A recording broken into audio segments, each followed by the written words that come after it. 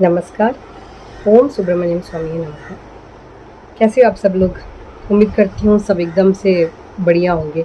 भगवान की कृपा है हम सबके ऊपर, तो फिर हम सब अच्छे ही होंगे, है ना? तो आज मैं आपको एक बात जो 4 दिन 5 दिन पहले हुई है उसकी बताती हूँ। हर टाइम क्या है कि मैं आपको पुरानी बात बताऊँ सोचती हूँ, लेकिन मेरी जो दैनिक जीवन नित्य जीवन में ऐसे-ऐसे किस्से होते हैं, इंसिडेंट्स घटती है जो अम, भगवान से काफ़ी जुड़ी हुई होती है, तो फिर आपसे शेयर किए बिना मैं रह नहीं पाती। इसीलिए आजकल मैं अल्टरनेट डेज़ वीडियोज़ करने भी लग जाती हूँ और मुझे ऐसे-ऐसे किस्से आते रहते हैं जो भगवान से जुड़ी हो, ताकि मैं आप लोग तक पहुँचाऊँ तो तो मैं ये शूट करके अपलोड कर देती हूँ। और तो मैं ये बताना चाहती हूँ कि हुआ क्या कि थोड़े दिन पहले की बात है कि मेरी थोड़े दिन नहीं, ऐसे 4 दिन पहले की बात है। मम्मी हर चीज़ मेरे भाई मम्मी अभी घर पे हूँ तो यही, जब जॉब पे रहती हूँ तो जॉब वालों पे, तो ऐसे ही जो आसपास के लोग हैं उन्हीं से सब। अब इंसिडेंट्स भी तो हमारे आसपास में ही ज़्यादा हमें मिलेंगे, या तो जॉब साइट पे या तो फिर घर वालों के साथ। तो मम्मी के साथ क्या हुआ कि मम्मी अभी क्या है, मेरा भाई जो है तीर्थ यात्रा मतलब अयप्पा भगवान के दर्शन के लिए जो अभी वो तैयारी कर रहा है, व्रत 41 डेज़ का व्रत, और वो तैयारी में है, तो उसका वो चल रहा है।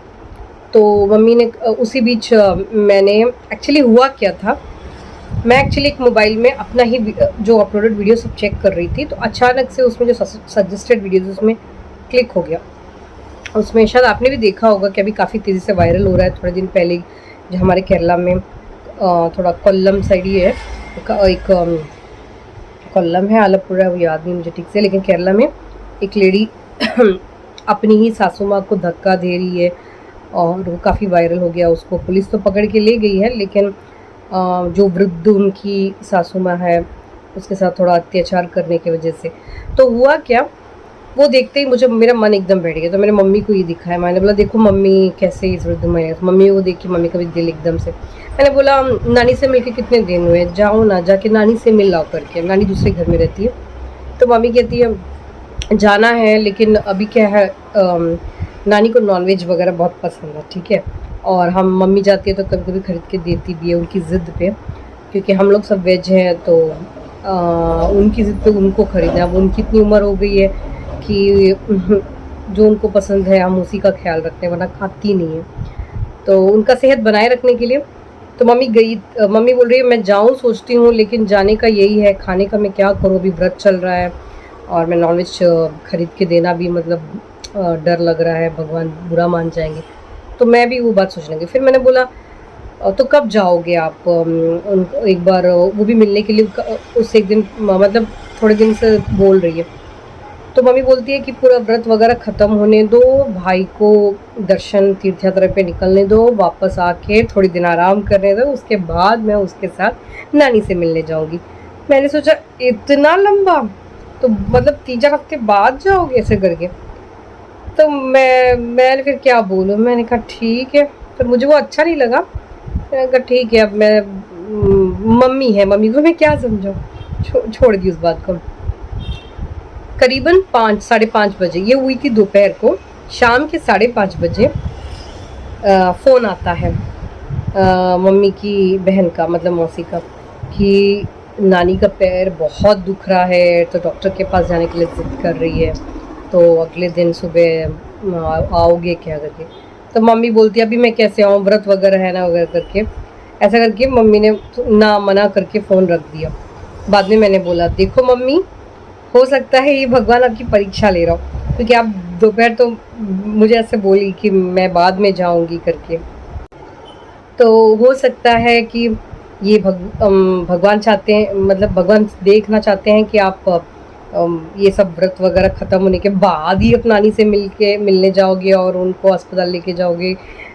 भाई ये तो तबीयत ख़राब, मतलब तबीयत की बात है, तो व्रत वगैरह तो चलता रहेगा, लेकिन उसके बीच में अगर किसी की तबीयत ख़राब हो, अर्जेंट उनसे मिलना हो, चलो वृद्ध हैं, उम्र हो गई है, तो मम्मी को क्लिक हो गया। मम्मी ने बोला हाँ तूने दोपहर को बोला, और वो वायरल वीडियो भी उसी टाइम वृद्ध जो वृद्ध माता जो जो उनकी सासू माँ का जो वायरल वीडियो चल रहा है, वो देख के मेरी मम्मी बोलती है कि हाँ सही है, मुझे मैंने बोला आप तुरंत फ़ोन करो, बोल दो मैं कल आ रही हूँ, वरना कहीं ऐसा ना हो जाए मम्मी की कोई पाप चढ़ जाए और फिर जो तीर्थ यात्रा के लिए भाई का निकलना है उसमें कोई बाधा आ जाए। फिर मम्मी ने तुरंत अगले दिन सुबह, मतलब उस दिन रात को बोल दिया होगा, अगले दिन सुबह रेडी होके हाँ निकल गई। फिर नानी को लेके गई, अस्पताल गई वगैरह, दवाई सब कराई, फिर उनको घर छोड़ा और वो वेज खाना ही खाई, ज़्यादा नहीं खाई, उनको नॉनवेज पसंद है तो खाई और फिर वापस आई।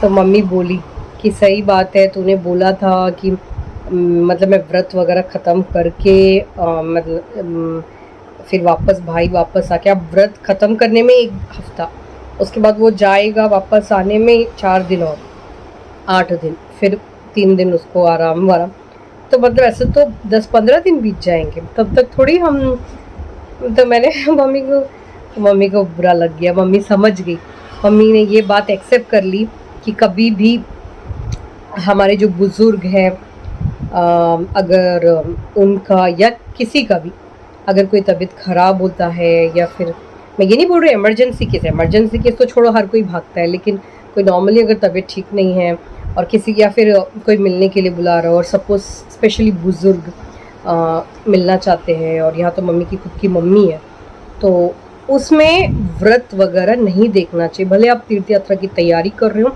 बहुत मतलब कठिन व्रत चल रहा है, जो भी चल रहा है, कोई वृद्ध है, बहुत मतलब उम्र वाले हैं, अगर वो बुला रहे हैं, मिलने की इच्छा जाहिर कर रहे हैं, तो जाहिर सी बात है आपको जाना चाहिए।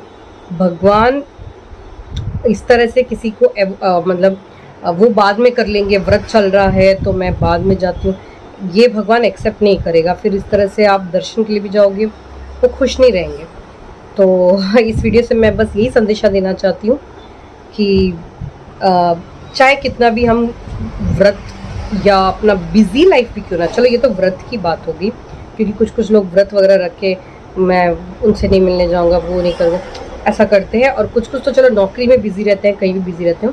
अगर कोई आपके जो नानी नाना दादी दादा या इस तरह से कि कोई मिलने बुला रहा हो, स्पेशली जो एजेड है, जो वृद्धावस्था में है, बुला रहे हो, इच्छा जाहिर कर रहे हो, या थोड़ी तबीयत खराब, तो ज़रूर जाइएगा। बाकी सब एक तरफ, और उनसे मिलना पहला प्रायोरिटी होना चाहिए, क्योंकि यही आपकी परीक्षा है। जिस तरह से मेरी मम्मी की परीक्षा ली गई, आपकी भी परीक्षा ली जाती है, उसमें सफल होना बहुत ज़रूरी है, वरना फिर जो भगवान जो आपसे मतलब ना खुश होते हैं और एक बार दुखी हो जाए हम, फिर आपको मालूम है, फिर आपकी हर काम में मतलब विपदा आती रहेगी। तो इसी के साथ ही मैं ये वीडियो यहाँ पे एंड करती हूँ। मैंने सोचा ये छोटी सी बात आपको सबको शेयर करती हूँ।